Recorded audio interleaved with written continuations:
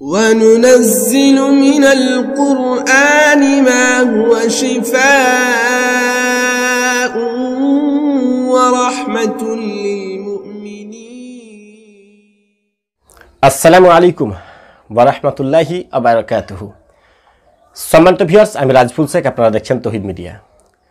ভাই সকল প্রতিদিনের মতো আজকে একটি বিষয় নিয়ে আপনাদের সম্মুখে উপস্থিত হয়েছি আজকের বিষয় হচ্ছে ঘুমানোর পূর্বে আমি অনেক জিকির করি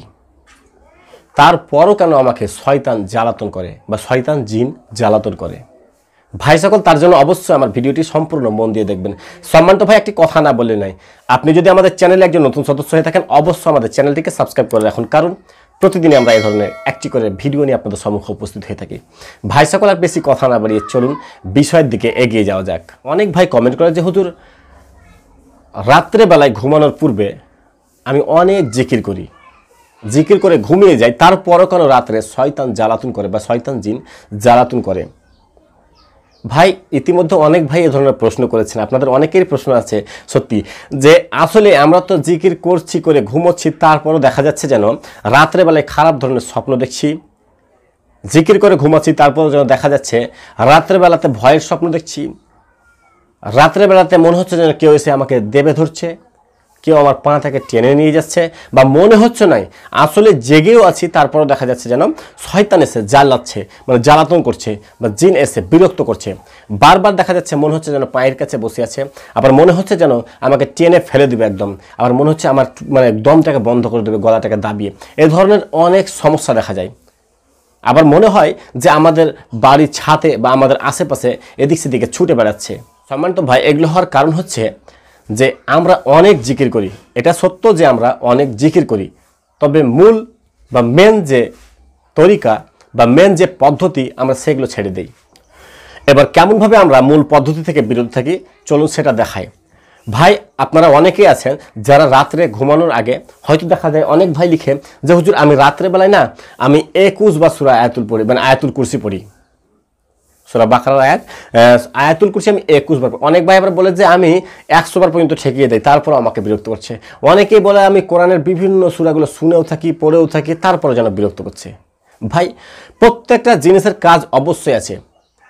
প্রত্যেকটা জিনিসের বিশেষ করে কোরআন এবং হাদিসের যে মানে সহি যে এইগুলো আছে অবশ্যই প্রত্যেকটা কার্যকারী তবে একটু লক্ষ্য রাখতে হবে যে আসলে আল্লাহ রাসূল সাল্লাল্লাহু আলাইহি ওয়াসাল্লাম এই বিষয়ে কিছু খাস করে কিছু বলেনি তো এখানে কোনো আল্লাহ রাসূল সাল্লাল্লাহু আলাইহি ওয়াসাল্লামের কোনো আমল নেই তো আবার যদি প্রকাশ থেকে যায় যে হ্যাঁ এখানে এক ধরনের আমল আছে যেটা নিয়মিতভাবে আল্লাহ রাসূল সাল্লাল্লাহু আলাইহি ওয়াসাল্লাম করেছেন তাহলে আমরা সেটা কি করব হাজারো আমল ছেড়ে প্রথমে আমরা সেদিকে দৌড়াবো আমরা হাজারো আমল ছেড়ে তখন প্রথমে সেদিকেই দৌড়াবো এটা হচ্ছে আমাদের জন্য বিধান ভাই সকল তাহলে আমরা চলুন দেখি যে ঘুমানোর পূর্বে আল্লাহ রাসূল সাল্লাল্লাহু আলাইহি ওয়াসাল্লাম কি বলেছেন আর আমরা কি করি আপনি যখন বিছানায় চলে যাবেন শুতে মানে ঘুমোতে তখন প্রথম কাজ হবে আপনার বিসমিল্লাহ বলে বিছানাতে হাতটাকে বুলিয়ে দেওয়া একবার প্রথম কাজ দুই নম্বরে বিছানার উপর বসে আপনি দুই হাতকে এভাবে মানে জোব করে ধরবেন এভাবে আমি যে নিয়মটা বলছি সেই নিয়মে কাজ করবেন দেখবেন ইনশাআল্লাহ রাতের বেলায় কোনো শয়তান কোনো জিন আপনাকে জ্বালাতন করতে পারবে না আমি দেখিয়ে দিচ্ছি যে কিভাবে আমাদেরকে পড়তে হবে এভাবে হাত দুটোকে জোব করবেন একদম মুখের সামনাসামনি ঠিক আছে নেওয়ার পর আপনি পড়বেন সূরাতুল ইখলাস কুল হুয়াল্লাহু আহাদ এটা একবার পড়বেন পড়ে হাতের তালুতে এভাবে ফু দিবেন পড়বেন সূরাতুল ফালাক পড়ে ফু দিবেন সূরাতুল নাস পড়বেন ফু দিবেন মানে প্রত্যেকটা একবার করে পড়বেন সূরাতুল ফালাক একবার পড়বেন সূরাতুল নাস পড়বেন একবার আবার সূরাতুল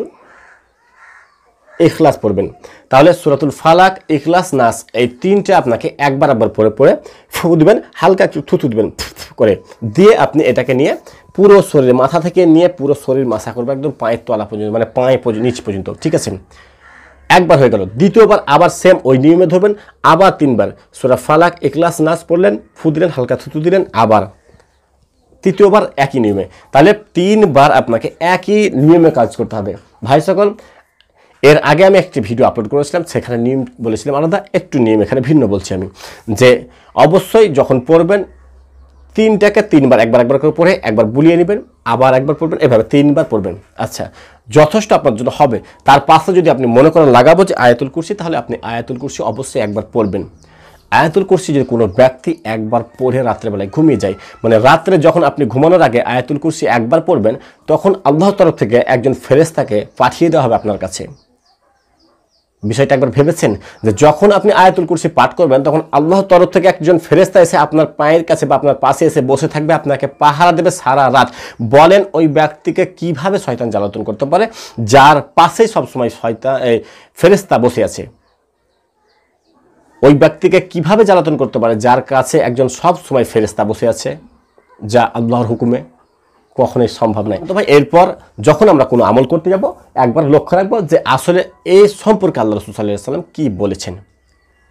তাহলে আমরা সবসময় উত্তম আমলটি করতে পারবো এবং লাভবান হতে পারবো। ভাই সকল, তাহলে আজকে আপনাদেরকে বুঝিয়ে দিলাম যে কিভাবে আমরা আমল করলে একই জিনিস অথচ নিয়মের একটু ভিন্নতার কারণে কিভাবে আমরা আমল করলে সঠিকভাবে আমাদের ঘুমটা হবে, শয়তান আমাদেরকে বিরক্ত করতে পারবে না। ভাই সকল, আজকের ভিডিওটি কেমন লেগেছে অবশ্যই জানাবেন। ভিডিওটি ভালো লাগলে অবশ্যই একটি লাইক দেবেন এবং বন্ধুদের সঙ্গে শেয়ার করবেন। আপনি আমাদের চ্যানেলে একজন নতুন সদস্য হলে অবশ্যই আমাদের চ্যানেলটিকে সাবস্ক্রাইব করবেন। তো ভাই, আজকে এই পর্যন্ত। আবার একটি বিষয় নিয়ে আপনাদের সম্মুখে উপস্থিত হবে ইনশাআল্লাহ। ততক্ষণ ভালো থাকবেন এবং আমার জন্য দোয়া করবেন। আসসালামু আলাইকুম ওয়া রাহমাতুল্লাহি ওয়া বারাকাতুহু।